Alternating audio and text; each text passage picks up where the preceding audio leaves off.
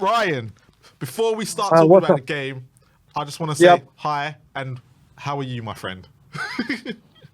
Mate, do you know what? To both of you and everyone in the chat, life is absolutely splendid. Brilliant. Apart from when I have to sit down and watch 90 minutes of football. And then it's just like, what the hell have I done to myself? But not just myself, every Spurs fan across the world. We need to join a self-support group. Yeah. Are we part of a social experiment, Brian? Yeah, it feels like self-sabotage on a global scale, Spurs fandom at the moment, Daigle. Amir, I've said it to you before and I'll say it again. You know that Jim Carrey movie, The Truman Show? I reckon every single Spurs fan is part of The Truman Show, and there's a greater good just watching us, and they can choose which camera and which fan to watch. That's Levy watching us, by the way, Brian. Mate, it just doesn't happen to another football team. These kind of things just don't keep repeating itself, whether it be board, owners, manager, player, medical team, scout, staff, whatever it happens, it doesn't happen on such a regular basis. And you as fans, or we as fans, can see it coming. Seeing whether you're doing it on a channel and you're in a studio, whether you're in the pub like I was, whether you're at home with your family, in the ground, you see it happening clearly. And it still happens. And nothing, there's just... Oh, listen, we're just a joke. We are a joke. Brian, you just said something there, right? And I don't really want to take it to the board, especially because I know your feelings already. But when you say that it keeps happening, and you look at other teams and it doesn't. But if you look at, let's take our tenure, probably every club, most clubs have had a change of either ownership or chairman between that time for things to change. Yep. Are we starting to get into that cycle of let's take Arsene Wenger. Let's take where he was there for way too long, and it just needed a change at that time to get Arsenal back to where they were, right? So are we kind of in the same boat where Spurs right now, look, it doesn't matter how many times you want to sprinkle stuff at the bottom of the food chain, if the top of the food chain is still thinking the same as they were 20 odd years ago, the same problems are going to keep happening, right? Bingo, jackpot, Yahtzee, bullseye, whatever you want to use out of those ones. We keep doing this to ourselves. Listen, we'll get into the game itself, which I don't. Yep.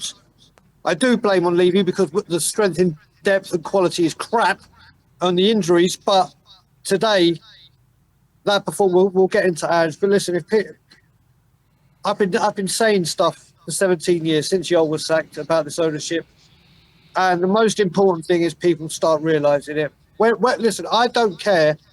I am very outspoken in the way I am about this ownership because I've had 17 years of this. 17 years of feeling this way. And it's built up and it's built up and it's built up to such a level of, and I will say, hatred for the owner. Hatred.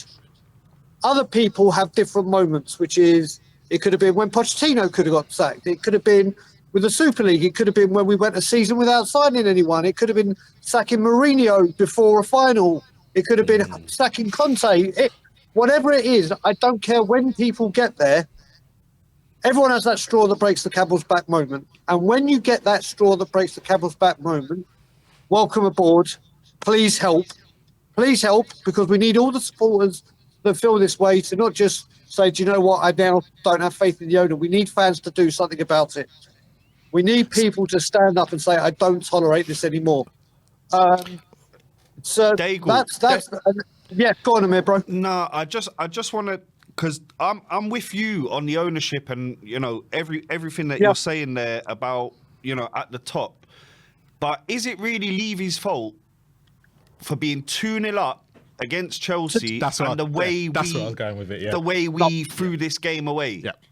No, listen, the way you've got to do this, you've got to be balanced and put criticism where you think criticism lies.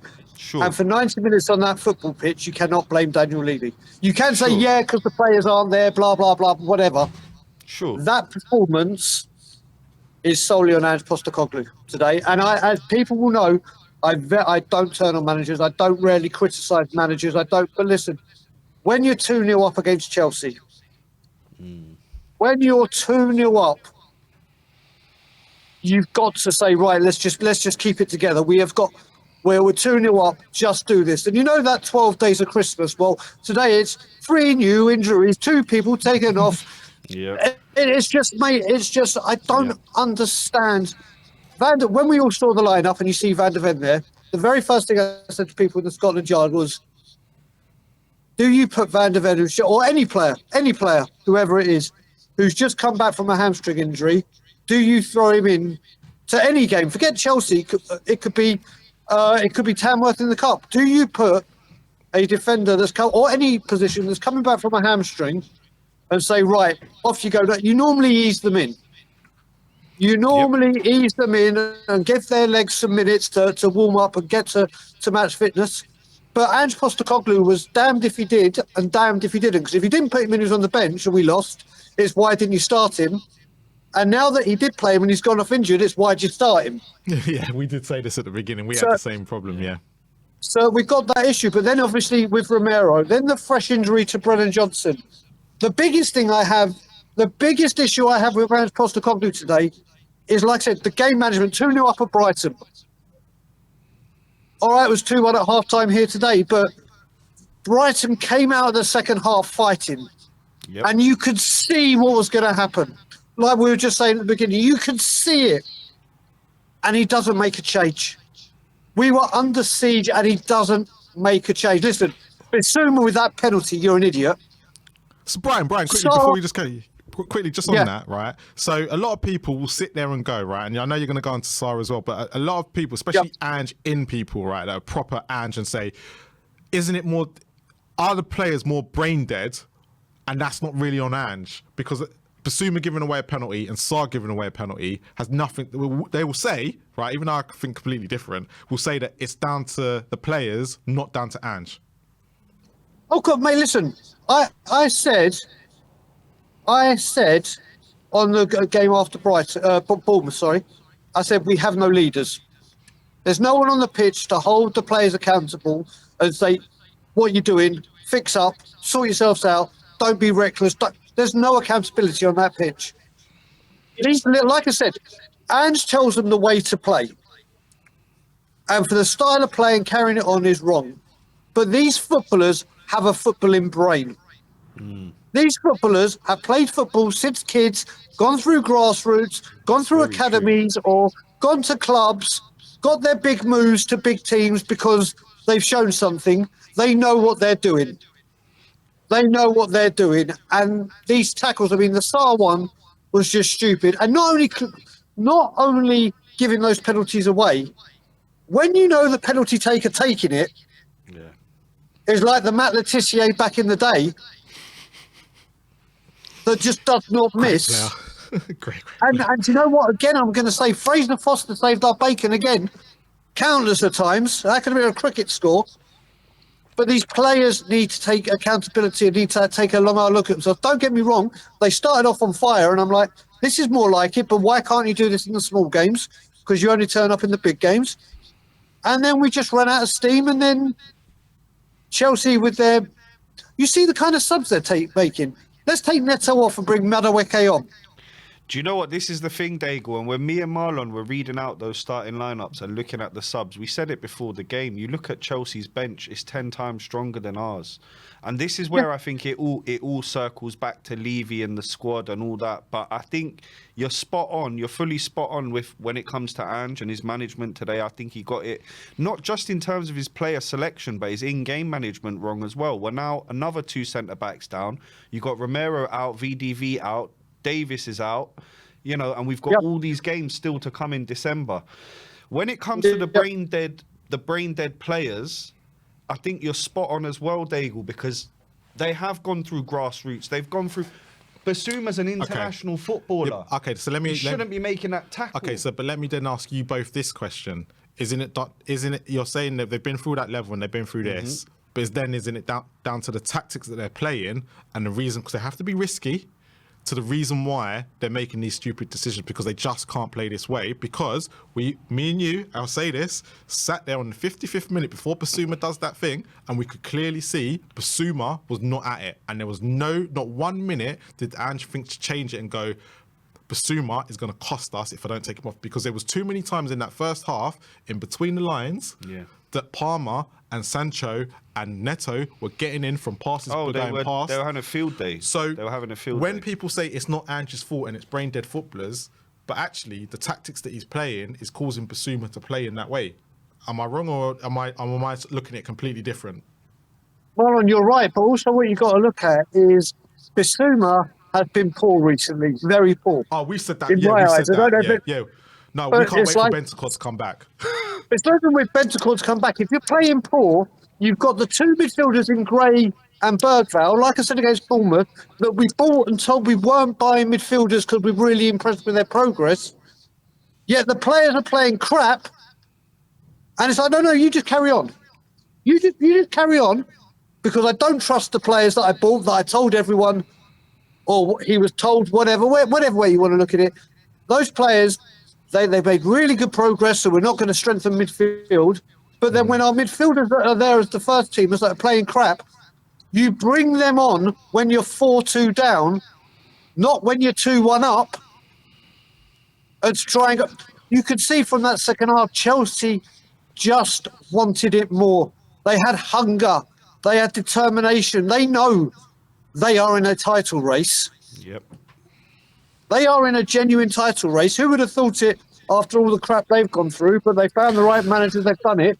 Whereas we're languishing in 11th. And we've now, you've got to look at this now, we've lost 7 games. We're not even at Christmas. And to put it into perspective, and I know it's a long time ago, but the final season in the lane, we lost 6 games all season. Let's throw something else in perspective for you. Ange's lost 21 games already, and he's not even been here 2 years. Listen, I still can't say the words that I say about the ownership. I really should be. Let's just put it this way. You know, when you go to the top of the diving board and you look down, you're like, oh, that's a bit big, but you're looking over. I'm kind of there. I stand up for what I say, and I always stick to my word when it comes to my football team, especially when it comes to ownership, whatever. But it's a result. Listen, it's a results-based business. Yeah. We are not getting the results. It's a game of tactics where you make changes to adapt to your current situation. We're not doing it. Yeah. It's a game where you've got to be smart and have game management. We're not, listen, 2-0 up against Brighton. Couldn't hold on. 1-0 against Fulham. Couldn't hold on. Couldn't get through Ipswich. Couldn't get through Palace. And now you look at it with all these injuries, Marlon, we've now got Rangers. And Rangers, don't get me wrong, as crap as they are at the moment, one thing they will do is fight. So let me get back. You've made a great point there, right, about these injuries, right? Because a lot of people would say to us right now that, oh, come on, he's got all these injuries, the most injuries in the league, this, then the other. But however, he had these injuries last season, so why are we not prepared for it this year? Well, with more games as well. Then you've got. That's where you look at That's where you look and say, Lange. Probably. You can go Lange. Yeah. This way, you've got to look at this now and go, right, is Ange player selection and player identification an issue? Yeah. Then you look at it and say, right, and what you've got to look at it is Lange and McKenzie and whoever have the choice of the transfers. Obviously, they have a conversation with Ange. I want a player that could do this or have these attributes. Goes to McKenzie and Lange. They go to Munn or whoever, and then it goes to the dick at the top. And then who knows what happens. But if you look at it, we've gone from Conte and Paratici to Ange and Lange. And I'm sorry, what you've got to look at as well, and people will know, I will absolutely go for Levy as much as I can, when I can, as often as I can. But the directors are also getting that. There's accountability at this football club from top to bottom. But right now, if people cannot identify that we're in a massive mess from top to bottom, and like you said, Marlon, at the beginning, You can change the sprinkles and you can change everything, but something just stays the same and remains. Yeah. Then you've got to start thinking, why does this keep happening? Why do we keep seeing the same thing happen again? Why do we keep getting told this is the last chance saloon? Why do we keep getting told, oh, it's a new dawn, it's a new day? Why do we keep getting told all these bloody things? And the worst thing is, should Ange go, the second we bring in a manager, as soon as he's signed that contract, he is screwed before the ink dries on it. I can tell you now, our next four managers, He's right. our next four managers are doomed. Whoever they are, I don't know who they are. We don't know. Whoever comes in, they are doomed the second they give their John Hancock on that contract, because they will be shafted. Yep. No, I agree. So, I agree, Daigle, in all seriousness, where do Spurs go from here in the next week or so? Look, we've got Rangers and Southampton, right? And it's suicide football versus suicide football next week. I said at the beginning of this week, after Fulham, someone said to me, how many points are we taking from Chelsea and Bournemouth? And I said, we'll be lucky if we get one. Weren't even that lucky. That's how unlucky we are. Can't even get 1 point. Rangers, if you offer me a draw right now, I would snap your goddamn hand off. And it's just written in the stars every time we go to Southampton away, we get screwed. We get screwed. Daigle, could Ange have a Conte moment? He's having memories of Ward Prowse whipping them balls in. Oh, God. Could he have a Conte Mate, moment next week? Ward-Prowse ain't at Southampton, thank God. But he's at Forest. But then after we play Rangers and Southampton, We've got the big. we have big Manchester United in the cup and Liverpool. Hey, we need to play Man United again right now. Mate, I don't see why, honestly. We need a Manchester club. Well, listen, we are in very, very dark times. We are threadbare because of these injuries. Yeah. We are a team that have got no leaders. We are a team that don't know how to fight. We are a team through the manager that don't know how to see a game out. Yep. We have a transfer team that can't find shit. Well, actually, that's the problem. They do find shit. They need to come over to Spurs Kings TV. We find them some players. I just honestly, it's getting to the point now. It's like, what are we? What are we? We're a club that makes money. That's who we are. Yep. Nothing else. Whoopity doodah, zippity doodah. If you want a football club, go somewhere else. Mate, honestly, There's you look plenty at to choose from. but how do we seriously? I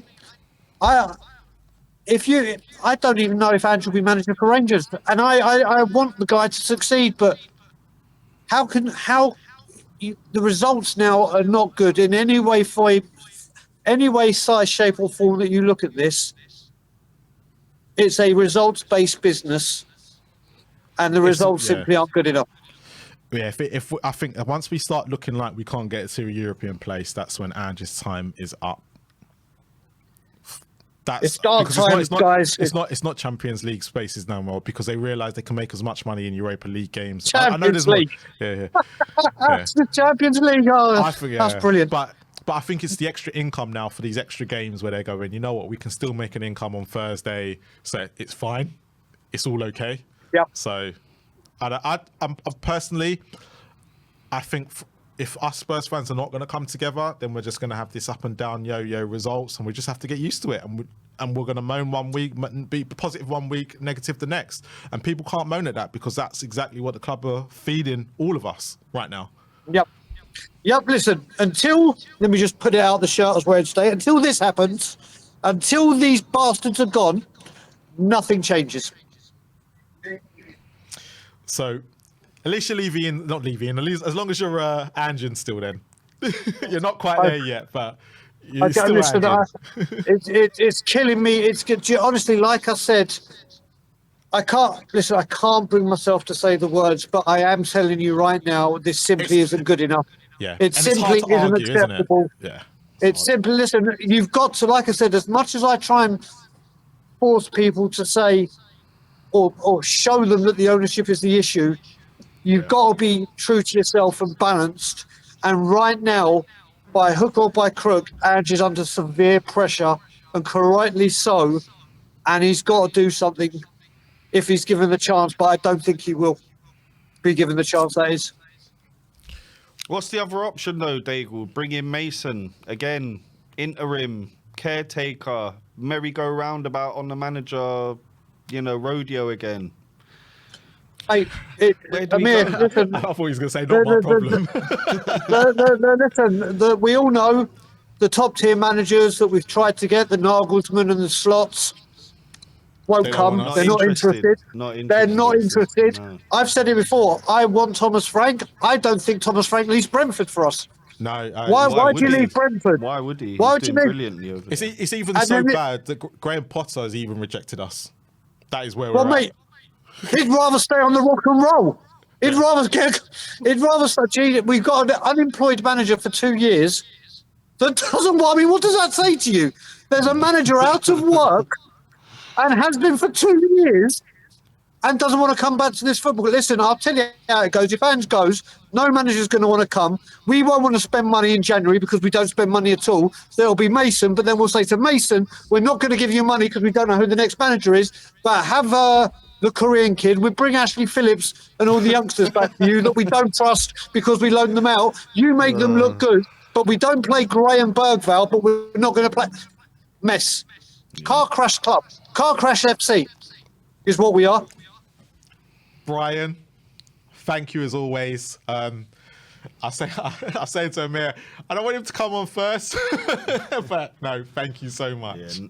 No worries, guys. You have a great day. Everyone in the chat, have a great too. day. And just remember, You too, the Daigle, football, you too. hopefully one day this won't be an entertainment business with a property portfolio that play football as a side hustle. One day, someday, and I will do anything I can in my power to force change.